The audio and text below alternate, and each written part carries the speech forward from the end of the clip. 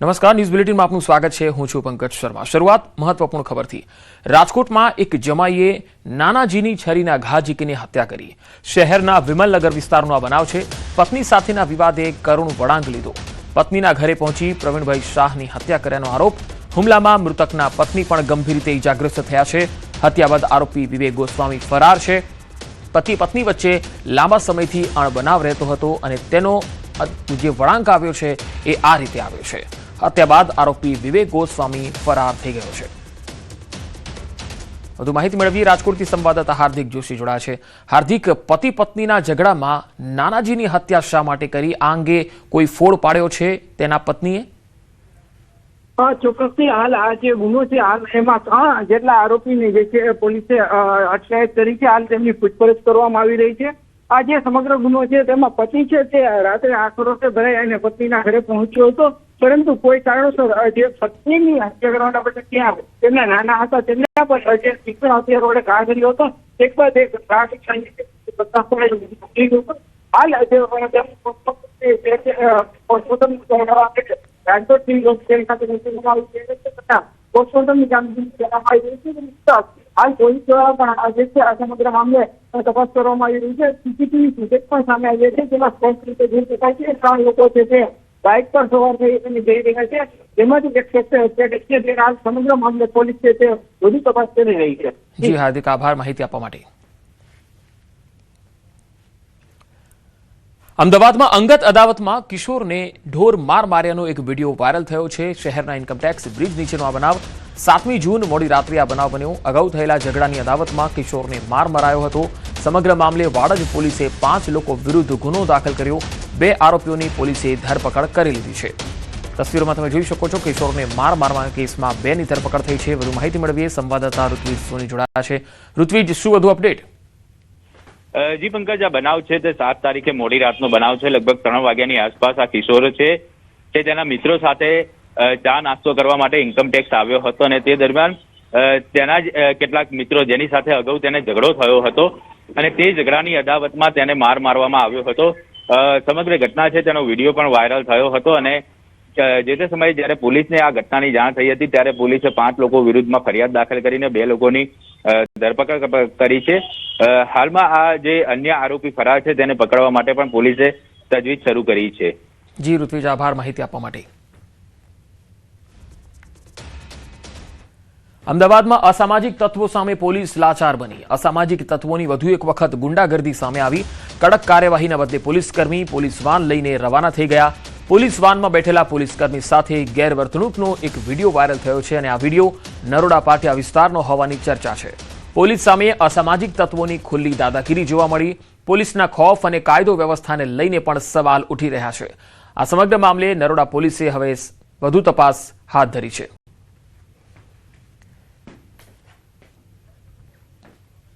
તો તસવીરોમાં તમે એકવાર ફરી જોઈ શકો છો કે કઈ રીતે ગુંડા તત્વો, અસામાજિક તત્વો પોલીસની જે વાન છે તેમાં બેસેલા પોલીસ કર્મચારીઓ સાથે ગેરવર્તણૂક કરી રહ્યા છે, દાદાગીરી કરી રહ્યા છે અને પોલીસ કર્મચારીઓ પણ ત્યાંથી શાંતિથી રવાના પણ થઈ જાય છે। ખેડાના નડિયાદમાં ભાજપ કિસાન મોરચાના મહામંત્રી પ્રકાશ પરમાર પર જીવલેણ હુમલો થયો। દાવલિયાપુરાના સમાજસેવક પ્રકાશ પરમાર પર મહેન્દ્ર ચાવડા સહિત ટોળાએ હુમલો કર્યો। શહેરમાં ચકચાર, જૂની અદાવતનું હિંસક રૂપ, આરોપીઓ સામે કડક કાર્યવાહીની માંગ। શહેરના ડીમાર્ટ ચોકડી પાસે ટોળાએ જે હુમલો કર્યો છે તેનો આખો બનાવ સીસીટીવીમાં પણ કેદ થયો। આરોપ છે કે મહેન્દ્ર ચાવડા સહિતના ટોળાએ જૂની અદાવતનો ખાર રાખી પ્રકાશભાઈ પરમારને નિશાન બનાવ્યા હતા। હુમલા બાદ તેમને લોહીલુહાણ હાલતમાં હોસ્પિટલમાં ખસેડાયા। ઘટનાની જાણ થતાં તેમના સમર્થકો અને સ્થાનિક આગેવાનો હોસ્પિટલ દોડી આવ્યા। હાલમાં તેમના સમર્થકોમાં આક્રોશ છે। વધુ માહિતી મેળવીએ। સંવાદદાતા ખેડાથી ઉમંગ મારી સાથે જોડાયા છે। ઉમંગ, જે રીતે કિસાન મોરચાના જે નેતા છે તેમની પર હુમલો થયો છે, આ મામલે હવે કાર્યવાહી શું થઈ રહી છે? બિલકુલ ચોક્કસ વાત કરવામાં તો નડિયાદ ભાજપ કિસાન મોરચાના મહામંત્રીના સમાજસેવક છે તેમની પર હુમલો થયો છે। ચોક્કસ વાત કરવામાં સમગ્ર હુમલાના છે જે સીસીટીવી છે તે બહાર આવ્યા છે। કહી શકાય કે નડિયાદ શહેરનો કાયદો વ્યવસ્થા જે છે નડિયાદ રોડ પોલીસ સ્ટેશનમાં વિસ્તારમાં આવતા આ વિસ્તાર છે ને તેનો કાયદો વ્યવસ્થા પર ગંભીર સવાલો ઉભા છે। કારણ કે ખુદ સત્તાધારી પક્ષ એટલે ભાજપના જ જો કાર્યકર્તા પર આ પ્રકારના હુમલા થતા હોય, 40થી વધુ ટોળાએ હુમલો કર્યો છે, તેથી અનેક સવાલો ઉભા થઈ રહ્યા છે। વાત કરવામાં આવે તો હુમલા અત્યારે જે આ જે ભાજપના જે નેતા છે પ્રકાશભાઈ, તેમની સ્થિતિ તેમને ઈજાગ્રસ્ત થયા, તેમને અત્યારે હોસ્પિટલમાં દાખલ કરવામાં આવી રહ્યા છે, તેમની સારવાર ચાલી રહી છે. પરંતુ નડિયાદ રૂરલ પોલીસ સ્ટેશન પર અલગ સવાલો ઉભા થઈ રહ્યા છે કે આ પ્રકારના હુમલા થતા છતાં પોલીસ કેમ અત્યારની નિષ્ક્રિય જોવા મળી રહી છે. જી ઉમંગ, આભાર માહિતી આપવા માટે. તો જૂની અદાવતમાં આ હુમલો થયો, નડિયાદનો આ બનાવ તમે તસવીરોમાં જોઈ શકો છો. ભાજપના નેતા પર ટોળા કેવી રીતે તૂટી પડ્યા હતા અને ઈજાગ્રસ્ત હાલતમાં તેમને હોસ્પિટલમાં લઈ જવામાં આવ્યા હતા. હાલ સમગ્ર મામલે પોલીસ તપાસ કરી રહી છે અને આ ગુંડા તત્વોને પકડી પાડવા માટે અને ખાસ કાયદો અને વ્યવસ્થાની સ્થિતિ જાળવવા માટે કમર કસી છે. તો નડિયાદ ભાજપના નેતા પર ટોળાએ હુમલો કર્યો. અહીંયા તમે તસવીરોમાં જોઈ શકો છો. બે અલગ અલગ તસવીર, જે આખો બનાવ છે એ સીસીટીવીમાં કેદ થયો છે અને બીજી તસવીરમાં તમે જોઈ શકો છો ઈજાગ્રસ્ત હાલતમાં નેતાને હોસ્પિટલમાં સારવાર માટે લઈ જવાયા.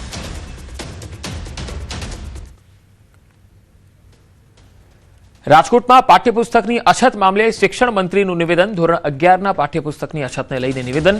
શિક્ષણ મંત્રીએ અછતની નકારી કાઢી છે વાત.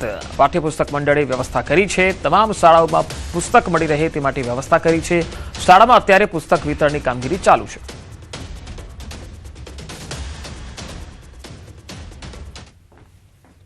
પાઠ્યપુસ્તક મંડળ દ્વારા પ્રાથમિક શાળાઓમાં નિયમિત રીતે બધા જ પુસ્તકો મળી ગયા છે અને બાકીની શાળાઓમાં અત્યારે પુસ્તક વિતરણની કાર્યવાહી ચાલુ છે. અને હવે વાત કોપીરાઇટ વિવાદની.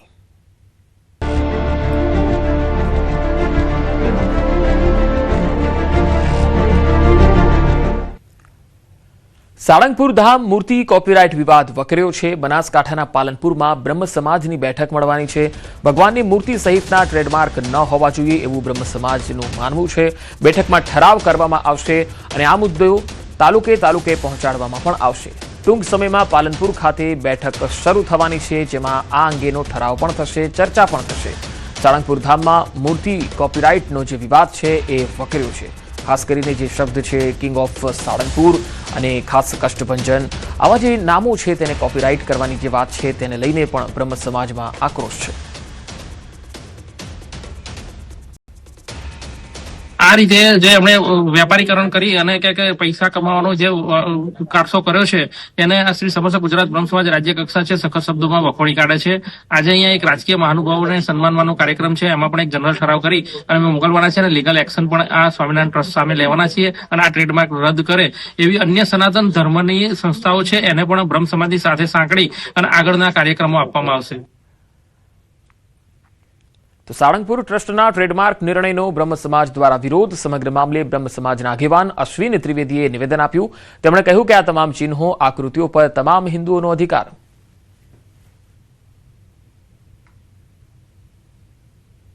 હનુમાનજીનું પ્રતિકૃતિ છે તો એ આદિ અનાદિ કાળથી ચાલી આવતી પ્રતિકૃતિને એમને અલગ અલગ રીતે સ્વરૂપે બતાવી અને પોતાનો ટ્રેડમાર્ક સ્થાપવાનો પ્રયત્ન કરેલો છે, માલિકીપણું બતાવવાનો પ્રયત્ન કરેલો છે. તો ભવિષ્યમાં કોઈ પણ વ્યક્તિ સનાતન ધર્મને કે હિન્દુ ધર્મના વ્યક્તિને હનુમાનજીનું પ્રતિકૃતિ વાપરવું હોય તો એમની પરવાનગી લેવી પડશે. એવી પરિસ્થિતિ ઊભી થશે, નિર્માણ થશે અને હિન્દુ ધર્મને સનાતન ધર્મને અને બ્રહ્મ સમાજને પણ આપણે આ લોકોએ વખત નીચા દેખાડવાનો પ્રયત્ન કરેલો છે.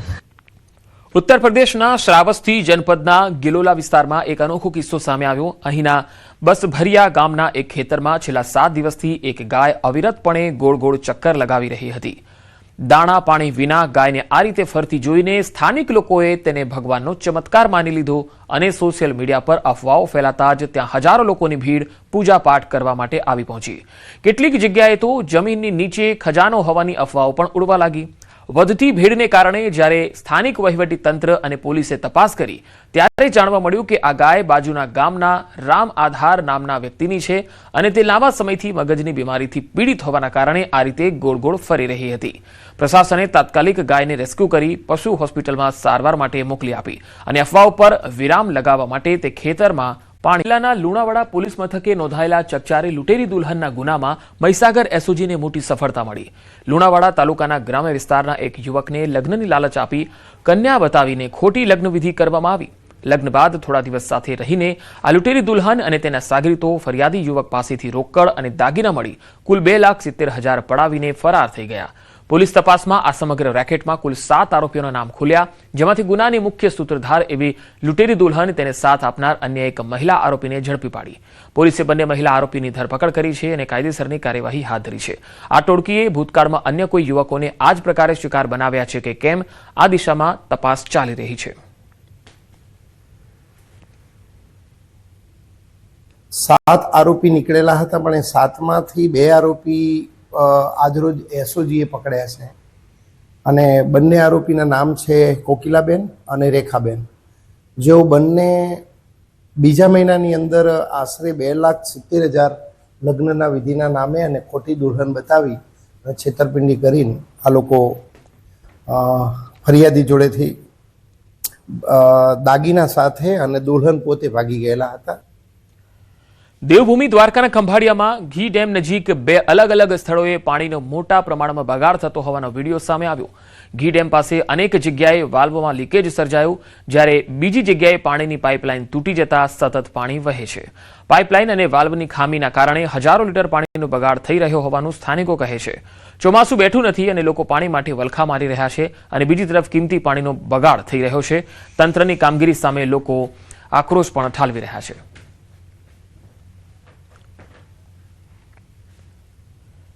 કેન્દ્રીય મંત્રી ડોક્ટર મનસુખ માંડવિયાએ પોરબંદરના પ્રખ્યાત દિલીપ ક્રિકેટ ગ્રાઉન્ડની મુલાકાત લઈ સ્થાનિક યુવાનો અને ખેલાડીઓ સાથે ક્રિકેટ રમીને એક નવો ઉત્સાહ જગાવ્યો.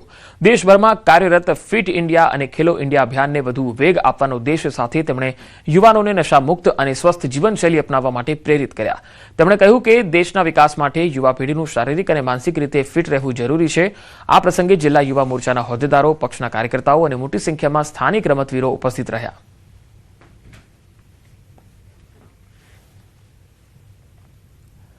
છોટાઉદેપુર જિલ્લાના કવાંટ તાલુકાના રાયસિંગપુરા ગામે ભાજપના મુકેશ રાઠવાની રાજ્યસભાના સાંસદ તરીકે નિમણૂક થતા ખુશી અને ઉત્સાહનો માહોલ છે. ગામ અને આસપાસના લોકોએ આદિવાસી પરંપરાગત વેશભૂષામાં નાચગાન અને ડીજેના તાલે તેમનું ભવ્ય સ્વાગત કર્યું. તેમના સમર્થકો અને પરિવારજનોમાં ખાસ તો તેમના પિતા જામસિંહ રાઠવા ગૌરવ અનુભવી રહ્યા છે, કારણ કે તેમના પુત્રે નાના કાર્યકરથી રાજ્યસભા સુધીની સફર પૂરી કરી. હવે મુકેશ રાઠવા સામે વિસ્તારના વિકાસ અને જમીન સંબંધિત પ્રોજેક્ટ્સ જેવા મોટા પડકારો છે. નસવાડી અને કવાંટ વિસ્તારમાં પ્રસ્તાવિત હાઇડ્રો પ્રોજેક્ટ અને રેર અર્થ પ્રોજેક્ટને લઈને જમીન સંપાદન અને સ્થાનિક લોકોની ચિંતાઓ એ મહત્વના મુદ્દા રહેશે. આ અંગે તેમણે કહ્યું છે કે લોકોના હિતોને ધ્યાનમાં રાખીને સરકાર સાથે સંકલન કરી ઉકેલ લવાશે, વિસ્તારના વિકાસને વેગ અપાશે. અમારા અહીંના સ્થાનિક આગેવાનો સાથે મળીને અને અમારા જે 28 ગામના જે વિષયો છે એને કઈ રીતે યોગ્ય નિરાકરણ આવે, કઈ રીતે લોકો સુખરૂપ રીતે અહીં આગળ પોતાનું જીવન વ્યતીત કરી શકે, એ બાબતના પ્રશ્નો સાથે અમારા કેન્દ્રની, એનડીએની, ભાજપાની સરકાર સાથે અમે એ ઉકેલવા માટે એ દિશામાં અમે આગળ વધીશું. નવયુવાન એવા મુકેશભાઈ રાઠવાને આજે રાજ્યસભાના સાંસદ બનાવ્યા એ બદલ અમારી આ વિસ્તારના તમામ આદિવાસી તમામ વિસ્તારના જે લોકો નાના મોટા એ બધા આજે ખૂબ ખૂબ સરકારનો આભાર માને અને એ અમારી ગૌરવની વાત છે. મારો દીકરો આજે 15 વર્ષથી રાજ્યની અંદર પાર્ટીની સેવા મેં હોતો તો પાર્ટી કદર કરી છે. શિક્ષણ વિભાગનો મહત્વનો પરિપત્ર વર્ગ 3 અને વર્ગ 4 ની ખાલી જગ્યાઓ માટે સૂચના આપવામાં આવી છે. આઉટસોર્સિંગ એજન્સી મારફતે મેન પાવર ભરવાનો આદેશ અપાયો છે. તમામ ડીઈઓ અને જિલ્લા પ્રોજેક્ટ કોઓર્ડિનેટર્સને તાકીદની જાણ કરાઈ છે. શિક્ષણ વિભાગમાં સીધી સરકારી ભરતીના ભવિષ્ય અંગે નવા પ્રશ્નો ઊભા થયા છે. આ એક મોટી વાત સામે આવી છે. શિક્ષણ વિભાગનો આ પરિપત્ર છે. વધુ માહિતી મેળવીએ. ગાંધીનગરથી સંવાદદાતા ગીતા મહેતા જોડાયા છે. ગીતા, વર્ગ 3 અને વર્ગ 4 માટેની જગ્યાઓ હવે આઉટસોર્સિંગથી ભરાશે, તો પછી સરકારી પદો ક્યારે ભરાશે કાયમી રીતે? જી હાલ તો વર્ગ 3 અને 4 ની ખાલી જગ્યાઓ માટે સૂચના આપી છે. ભરવા માટે આઉટસોર્સિંગ એજન્સી મારફતે મેન પાવર ભરવાનો આદેશ આપવામાં આવ્યો છે. તમામ ડીયુ અને જિલ્લા પ્રોજેક્ટ કોઓર્ડિનેટર્સને તાકીદથી જાણ કરવામાં આવી છે. જો કે સરકારી ભરતીની પ્રક્રિયા અંગે નવા સવાલ ઉભા થયા છે. આ નિર્ણયને કારણે શિક્ષણ વિભાગમાં હવે સીધી સરકારી ભરતી થશે કે કેમ, કે પછી આ પ્રકારે કરાર આધારિત ભરતી થશે, એટલે કે આઉટસોર્સિંગ જ મોડેલ કાયમી રીતે અપનાવવામાં આવશે, તે મુદ્દે ચર્ચા તેજ બની છે.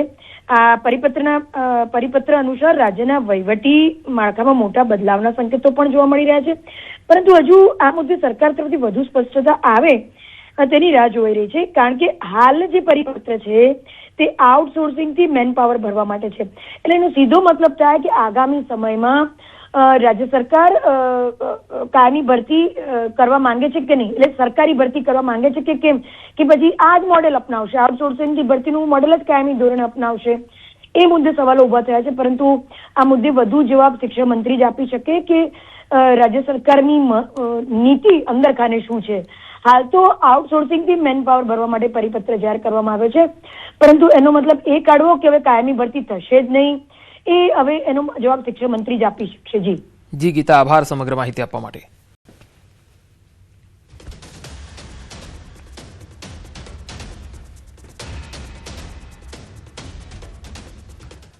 રાજ્યના વધુ સમાચારો પર નજર કરીશું. હાલ રોકાઈશું એક વિરામ માટે.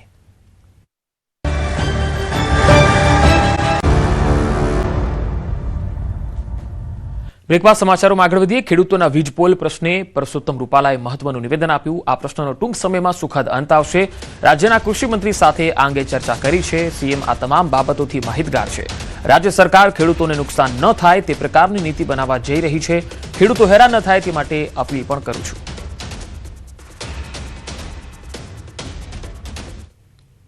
મેં કાલે જ કૃષિ મંત્રી શ્રી સાથે આ વિષયની વિગતવાર ચર્ચા પણ કરી છે. માનનીય મુખ્યમંત્રીશ્રીના ધ્યાન ઉપર પણ આ વિષય છે જ.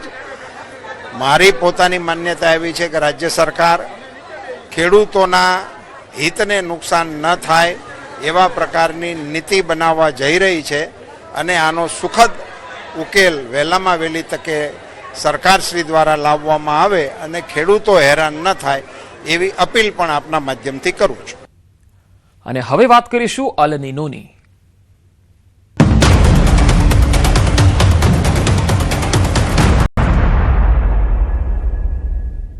આ વખતના ચોમાસામાં અલ નીનોની અસર જોવા મળવાની છે. ચોમાસાનો દુશ્મન કહેવાતો અલ નીનો ચોમાસાને નબળું પાડશે, જે ખેડૂતોની ચિંતા વધારશે.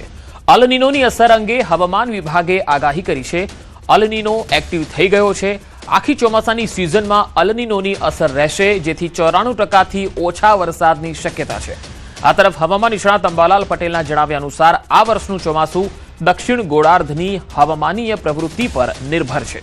પેસિફિક મહાસાગરના નીનો 3.4 વિસ્તારમાં અલ નીનોની સ્થિતિ વિકસી રહી છે. अभी जो अल नीनो एक्टिव हो गया है और उम्मीद है कि जो मॉडल्स हमारे हैं वो दिखा रहे हैं कि पूरे मानसून में अल नीनो का इफेक्ट रहेगा. इसके साथ ही जो इंडियन ओशियन डाइपोल मोमेंट है वो भी अभी न्यूट्रल फेस में है, तो वो भी ऐसा ही न्यूट्रल फेस में रहेगा मानसून के सीजन तक. तो इसके प्रभाव से जो हमने लॉन्ग रेंज फोरकास्ट दिया था उसमें बिलो नॉर्मल रेनफॉल की उम्मीद हमारे को है. अगर 94% से कम बारिश जो वेस्ट इंडिया में है. દક્ષિણ ગોળાર્ધમાં પ્રવર્તતી હવામાનની સ્થિતિ પર નિર્ભર છે. આ વખતે નીનો 3.4 વિસ્તારમાં પેસિફિક મહાસાગરમાં લગભગ સમુદ્રનું નિયત તાપમાન હોવું જોઈએ તેના કરતાં વધી રહ્યું છે અને ઓગસ્ટમાં નિયત તાપમાન કરતાં 1.5 1.5 ડિગ્રી સેલ્સિયસ વધવાની શક્યતા રહે છે અને સપ્ટેમ્બરમાં તેની ઘાતક સ્થિતિ અનુભવાશે. સ્ટ્રોંગ અલ નીનો બનશે. આવો સ્ટ્રોંગ અલ નીનો 1972માં બન્યો હતો, ત્યારે લગભગ દુષ્કાળ જેવી સ્થિતિ હતી. અલ નીનો દર વર્ષે મતલબ આગળ આવી ચૂકેલા છે, પહેલી વખત આવી ચૂકેલા છે, પણ આ અલ નીનોમાં આવું કેમ થયું છે? કારણ કે આ વખતના અલ નીનોમાં સુપર અલ નીનો છે અને એનું રીઝન એક જ છે કે પ્રશાંત મહાસાગરમાં 1 જૂને જે IMD એક વસ્તુ નોંધી છે એ બહુ ચોંકાવનારી છે અને એ છે 2 ડિગ્રી ઉપરનું ટેમ્પરેચર. એટલે આખા દરિયાનું ટેમ્પરેચર 2 ડિગ્રી કરતાં વધી ગયું છે આ વર્ષે જૂન 2026માં, જેના લીધે દરિયાની સપાટીમાં અને દરિયાની આજુબાજુના વિસ્તારની અંદર ગરમીનું પ્રમાણ વધી ગયું છે. એટલે એના લીધે જે આખી અલ નીનોની એક ઘટના બની છે, અલ નીનોની એક एस्टेब्लिशमेंट થયું છે. गुजरात में एल नीनो का असर तो रहेगा पूरे सीजन में. जैसे मैंने मई में भी बताया था कि सामान्य से थोड़ी कम बारिश की अनुमान लग रही है गुजरात में, और यानी लगभग जो गुजरात की जो 4 महीने की एवरेज रहती है जून से सितंबर की, उसके मुताबिक में लगभग 93 से 96% के बीच में एक पूरे सीजन का आंकड़ा पकड़कर चल सकते हैं, यानी सामान्य से थोड़ी कम बारिश रहेगी.